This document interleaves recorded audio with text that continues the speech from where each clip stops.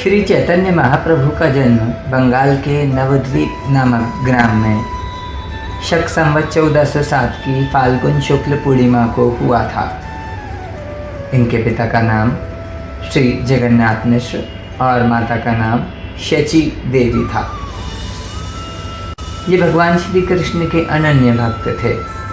इन्हें लोग श्री राधा का अवतार मानते हैं। बंगाल के वैष्णव तो इन्हें भगवान का ही अवतार मानते हैं। श्री चैतन्य महाप्रभु विलक्षण प्रतिभा के धनी थे। न्यायशास्त्र में इनको प्रकांड पांडित्य प्राप्त था। कहते हैं कि इन्होंने न्यायशास्त्र पर एक अपूर्व ग्रंथ लिखा था, जिसे देखकर इनके एक मित्र को बड़ी ईर्ष्या हुई, क्योंकि उन्हें भय था कि उनके ग्रंथ के प्रकाश में आने पर इनके द्वारा प्रणीत ग्रंथ का आदर कम हो जाएगा। इस पर श्री चैतन्य ने अपने ग्रंथ को गंगा जी में बहा दिया। 24 वर्ष की अवस्था में श्री चैतन्य महाप्रभु ने गृहस्थ आश्रम का त्याग करके संन्यास लिया। इनके गुरु का नाम श्री केशव भारती था। इनके जीवन में अनेक अलौकिक घटनाएं हुई, जिनसे इनके विशिष्ट शक्ति संपन्न भगवती विभूति होने का परिचय मिलता है। इन्होंने एक बार अद्वैत प्रभु को अपने विश्व रूप का दर्शन कराया था। नित्यानंद प्रभु ने इनके नारायण रूप और श्री कृष्ण रूप का दर्शन किया था।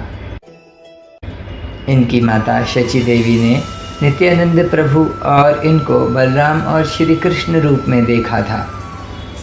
चैतन्य चरितामृत के अनुसार इन्होंने कई कोड़ियों और असाध्य रोगों से पीड़ित रोगियों को रोग मुक्त किया था। श्री चैतन्य महाप्रभु के जीवन के अंतिम 6 वर्ष तो राधा भाव में ही बीते। उन दिनों इनके अंदर महाभाव के सारे लक्षण प्रकट हुए थे। जिस समय ये श्री कृष्ण प्रेम में उन्मत्त होकर नृत्य करने लगते थे, लोग देखते ही रह जाते थे।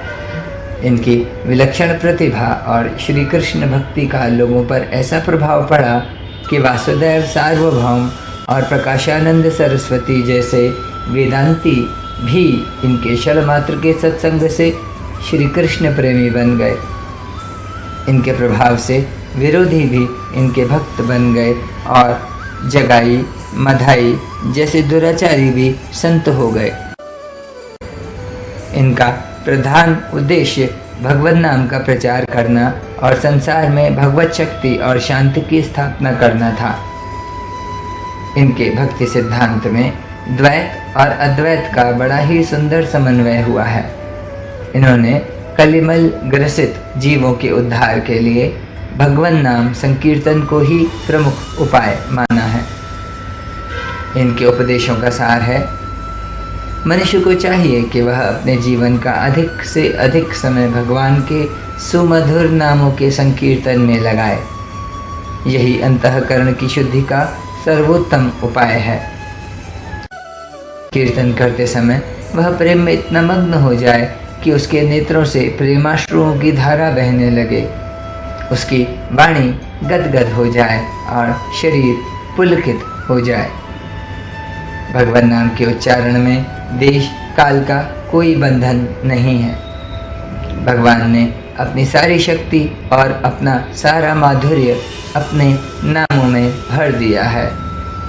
यद्यपि भगवान के सभी नाम मधुर और कल्याणकारी हैं, किंतु हरे राम राम राम हरे हरे, हरे कृष्ण कृष्ण कृष्ण हरे हरे, यह महामंत्र सबसे अधिक मधुर और भगवत प्रेम को बढ़ाने वाला है। स्पिरिचुअल जिम्नेजियम सत्संग की तरफ से आप सभी को ईश्वर का आशीर्वाद और अनन्य प्रेम प्राप्त हो। यदि आप हमारे वीडियोस देखते और पसंद करते हैं तो कृपया लाइक और सब्सक्राइब ज़रूर कीजिए।